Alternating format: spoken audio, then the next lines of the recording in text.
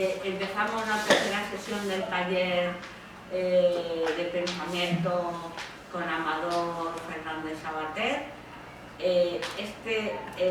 Hoy tenemos el tema del conflicto y vamos a ver que somos capaces de elaborar, pensar, etc.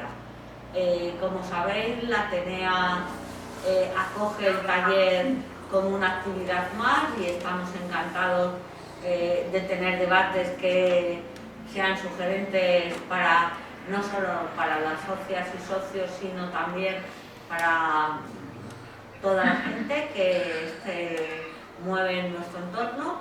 Así que esperamos vuestra participación. Tenemos la página web espaciolatenea.org, tenemos Facebook, etc. Bueno, os esperamos que después de este debate también sigáis colaborando. Gracias. Doy paso a Amador. Bueno, pues muchas gracias Marisa y a toda la Atenea por el esfuerzo de acogida y de las grabaciones, de la instalación técnica con Marisa como nuestra hacker jefe. Y nada, perdonad el retraso, vamos a dar comienzo ya a esta tercera sesión. Digamos de pensamiento a partir de, con excusa de el librito este que edité en septiembre, de Habitar y Gobernar, que, bueno, como hemos ido diciendo, está dividido en distintos capítulos que tocan distintos temas, digamos, del problema de la transformación social, ¿no? El tema del nosotros, el tema del enemigo, el tema de la organización, el tema de la estrategia, el tema del conflicto, el tema de las tácticas, etc. Y para hoy la propuesta era tocar dos temas, que serían estrategia y conflicto, digamos. Vamos a intentar juntar dos temas en uno, estrategia y conflicto. Y un poco en torno a algunos textos propuestos sobre la figura de Lawrence de Arabia, que, bueno, voy a hacer alguna mención, pero también voy a hacer un desarrollo un poco también con lecturas actuales. He tomado aquí notas y la verdad también, como estoy ahora un poco pensando esta cuestión, no sé si me ha salido una cosa un poquito larga, entonces, bueno, vosotros ya me decís cómo lo vais llevando. Marisa, ¿tú me puedes dar un toque como a los 35 minutos esta vez? Sí. Porque igual esta vez me extiendo un poquitín más, pero vamos a ver si está entretenida la cosa.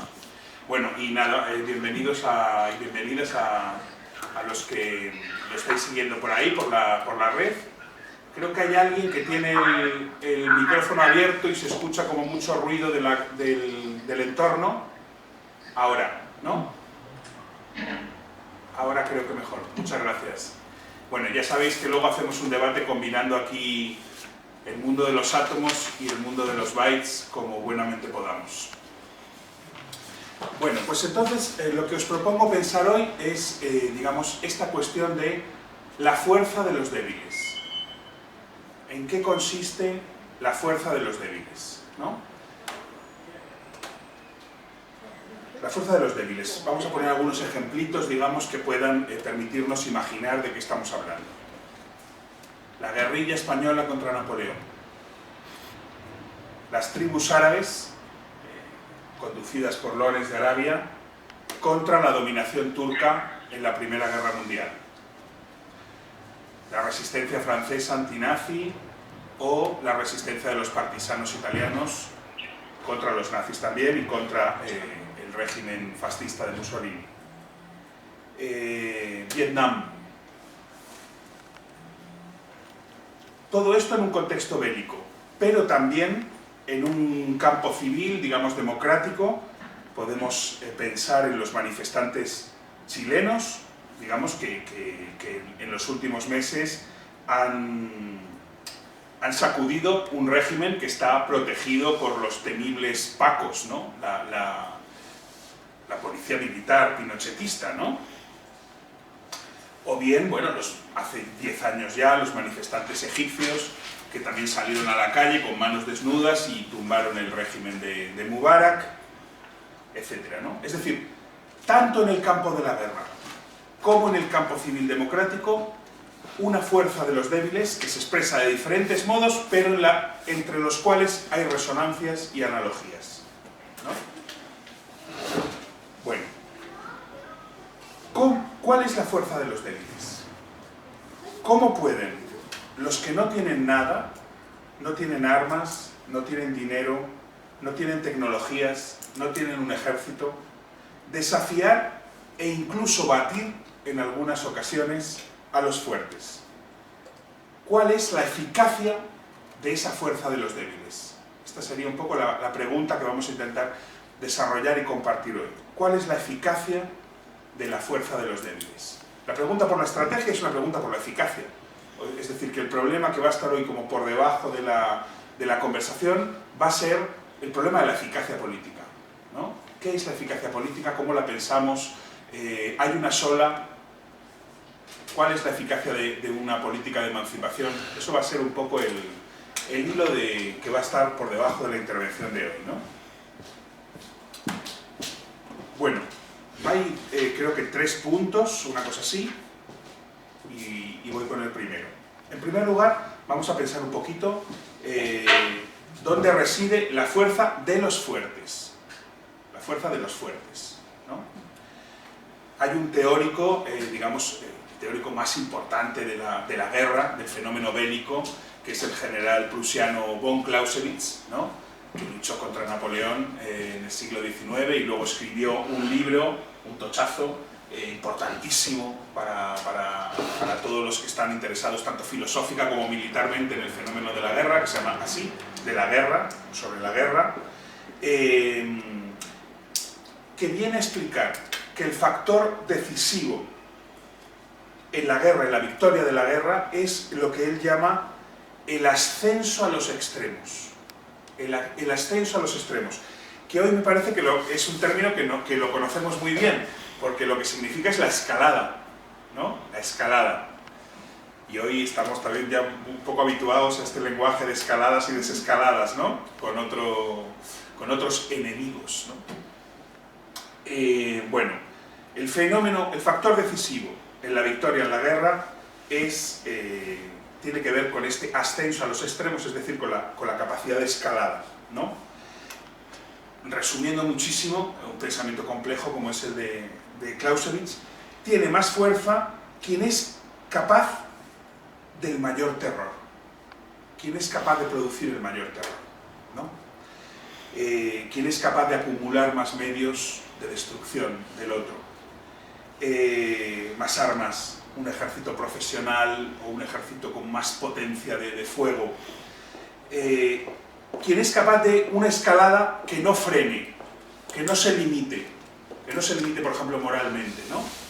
En la época, digamos, el ascenso a los extremos está sobre todo representado por Napoleón, ¿no?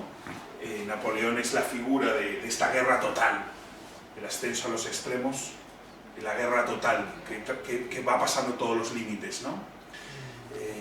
Se cuenta, no, es así, que Napoleón es el primero, digamos, que no deja al enemigo que se retire cuando está derrotado. Lo persigue y lo destruye. Cuando, digamos, el enemigo quiere retirarse porque ya ha sido derrotado. Lo persigue y lo destruye, ¿no? Es decir, es la capacidad de aniquilación y la capacidad de producir temor en el otro, ¿no? Entonces, podríamos decir, el fuerte es el que tiene mayor capacidad de aterrorizar. El fuerte es el que tiene mayor capacidad de aterrorizar. Su guerra, dice von Clausewitz, es una guerra ofensiva, de conquista. Pretende agredir, ocupar, colonizar un territorio ajeno, someter la voluntad del otro, rendir el cuerpo del otro. Su estrategia, por tanto, es una estrategia de dominación. Una estrategia de dominación.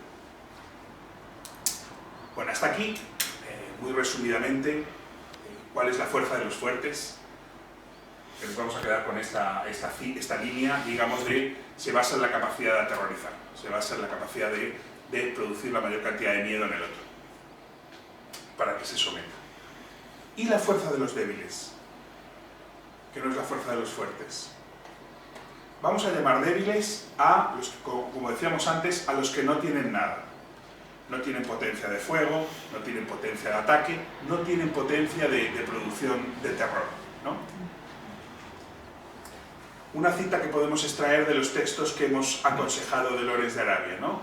Ya sabéis que Lawrence es el oficial inglés que ayuda a los turcos, comanda la rebelión de las tribus árabes contra la invasión turca durante la Primera Guerra Mundial. Los turcos son aliados de los alemanes, los ingleses se alían con los árabes contra los turcos para, digamos, batallar en el mismo escenario de la Primera Guerra Mundial, pero en otro lugar, ¿no? Y Lawrence es el oficial inglés que de alguna manera ayuda a los árabes en la lucha contra los turcos, y él mismo se vuelve medio árabe, nunca se sabe bien, digamos, con qué sinceridad, pero digamos, Lawrence ayuda a los árabes contra los turcos, ¿no? Bueno, pues Lawrence dice, pensando en la guerra, en la rebelión árabe que él, digamos, dirige, dice: nuestra victoria no está al alcance de la sangre.